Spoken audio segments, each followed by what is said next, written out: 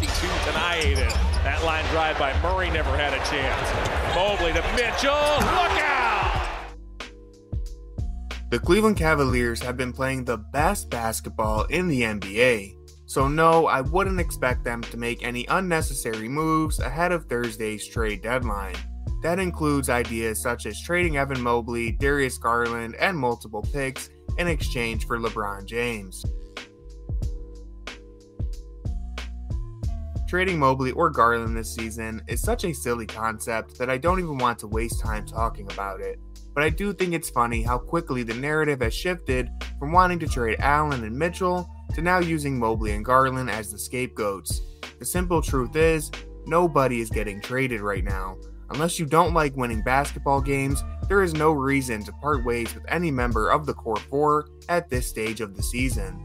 I know it might seem obvious to conclude that if the Cavs began the year struggling and then suddenly started beating the brakes off of teams as soon as Garland and Mobley left the lineup, that must mean the Cavs are better with a more traditional starting five rather than the overlapping talents they have in the front and backcourt.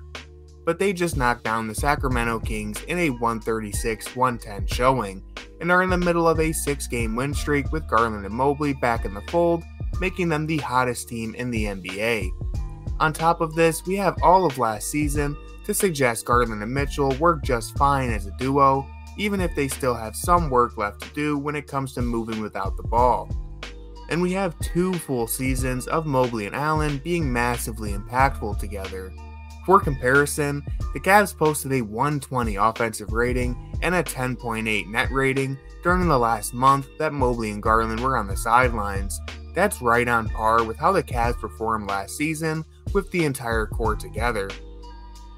And even when you stagger the bigs or guards in second-string lineups, the Cavs have consistently played better when Mobley, Allen, Garland, and Mitchell are all on the floor together. This season, despite numerous injuries, Garland and Mitchell are posting a 9.2 net rating, and Cleveland's defense is still in the 96th percentile when they are on the floor. And shout out to Justin Rowan of the Chasedown pod for pulling these stats. So the Cavs would be foolish to break up their most successful lineup, and this isn't even mentioning the dwindling returns they would likely get back if they did make a trade, because Evan Mobley is still on his rookie contract, and with how Darius Garland has been playing, his stock is probably much lower than it should be. From every single front, it just makes sense to keep the core together and reevaluate after the playoffs.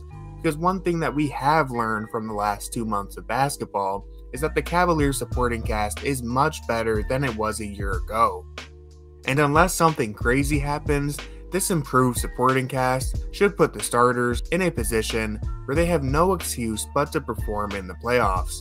Winning a round or 2 of playoff basketball would be the proof of concept needed to keep this team together, but another collapse would most likely be enough reason to truly shake up the roster.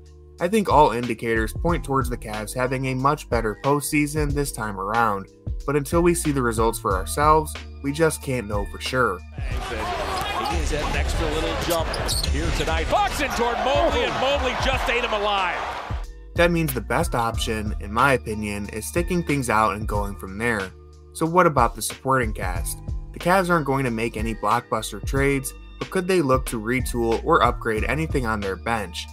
I know there are deals out there that could be made for Caris LeVert, Isaac Okoro, and maybe even Dean Wade or George Niang, but I'm not convinced any of them would make the Cavs a better team. I think each member of the supporting cast plays an important role in Cleveland's rotation, and much like I said with the starting 4, I don't know if it makes any sense to shake things up at this stage of the season, especially while they are already trying to reintegrate Mobley and Garland.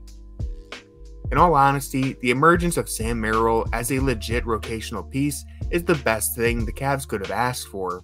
Their options at the deadline were always going to be thin, but striking gold on a player like Merrill is exactly what this franchise needs to keep doing. Improving on the margins is really one of their only paths towards improving. Uncovering Merrill and seeing some growth from Okoro and Wade is a best case scenario that seems to be playing out right before our eyes.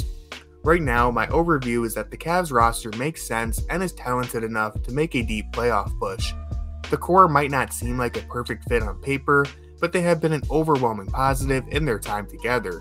And with an improved supporting cast that appears to be finding their groove, I wouldn't expect the Cleveland Cavaliers to mess with any of this before the deadline. As Mitchell now gets to the foul line, he'll scoop it off the